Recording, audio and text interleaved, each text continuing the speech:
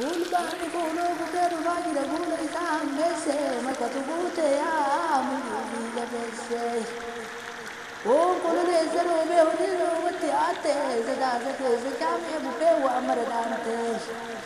Mudde bishan injil da kina war akante zindiro da tuwaja amagi mal bajafte. Barawagi hamatu ganna tuture gala baratota bukana jini burran ala.